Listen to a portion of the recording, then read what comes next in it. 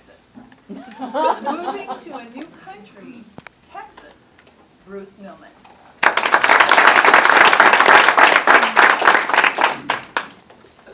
Fellow Toastmasters, welcome guests, and good-looking, well-dressed judges. I'd like to begin tonight with a disclaimer. Over the next few minutes, I may offend two demographic groups, men and women. So if you have a thin skin, if you can't take a joke, please stay, because I'd like to see the look on your face. I recently immigrated to College Station, Texas, from the country of New York. And I like living here. People are friendly, it's easy to get around, and contrary to what some folks say, the weather is actually perfect from Christmas until New Year's. But I'll tell you what I really like about living in Texas. See, I'm not so coordinated, I'm not very handy, and I get to live in a place where you can be fixin' to do something without having to repair anything. That's my kind of place. Now, I have learned, though, that Texas comes with a bit of a learning curve, shall we say. Been a few things I've had to get used to. I still get lost a lot when I drive. Recently had a meeting in Cyprus, and my GPS says, turn on FM 1960. And I'm messing around with my car stereo. I can't find that station anywhere. So confused. Another thing I've noticed down here, people really love their firearms. They love them. First time I went to the movies, the man in front of me has a bulge under his shirt. The guard says, sir, I'm going to have to ask you to lift your shirt. I need to see what's under there. So the guy raises his shirt. The guard looks down and says, is that a gun? Is that a gun? Go ahead. I thought it was a water bottle. We don't allow outside drinking.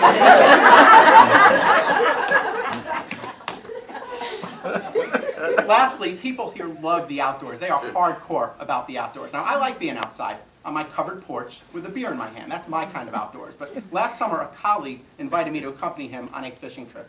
He said we'd be on a lake for 4 to 6 hours. I said, dude, this is Texas in August. I get hot just looking out the window. There's no way I'm going to survive 6 hours on a lake. But he tried to convince me. He said, come on, Bruce.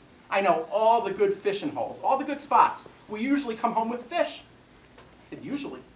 Every single time I go to Kroger, I come home with fish. They're cleaned, they're filleted in a nice plastic package. That is my kind of fishing hole. I have a great job. And when I start a new job, I hit the ground running. In fact, I'd only been at my job for about a month, and my boss was already seeking my opinion. She already wanted to know what I thought. I'd only been there for a month. She comes up to my cube. She's like, hey, Bruce, tell me, what do you think about actually following instructions for once? Now, if it were truly up to me, though, what I'd love to do is to fight in the UFC, in professional mixed martial arts. In fact, let's imagine how my first fight might sound. Let's tune in on the introduction to my first fight. It might sound like this. Introducing first, from Dallas, Texas, with a record of 20 wins, no losses, it's John Bone Crusher Smith. And now introducing his opponent, from College Station, it's Bruce, please don't hurt me, Millman. Okay, so maybe that wouldn't be the best career choice for me. But it's funny, when we're kids, our parents tell us we can be whatever we want when we grow up. And that's frankly not true. And here's my proof. There are certain jobs that would just not be filled if that were the case. For example, the vice presidency. Now, I have nothing against Joe Biden. I respect the man tremendously. But something tells me when he was a kid, he didn't say, Lord, when I grow up, can I be number 2? Can I have a job that will only matter if someone resigns or has a heart attack? Lord, that's the kind of job I want when I grow up. I don't think that's what he said. I moved to Texas as a single guy in his 30s, and that would be tough for some guys to move somewhere single in their 30s, but I am not like most guys. See, when it comes to some guys, women walk. When it comes to other guys, they jog. When it comes to me, they run. Away, usually, but at least the excitement is there. Been dating someone for about a year now. She's a great girl, but she's constantly correcting me. And I decided it was time to put my foot down. I said, Christy, you're always correcting me. It's not good for my self-esteem, and it needs to stop. And she looks me in the face and says, but my name's Courtney. I said, so there you go again. Just proves my point. I think the toughest thing for guys, though, is knowing when a relationship has gotten serious. When has a relationship crossed that proverbial line in the sand.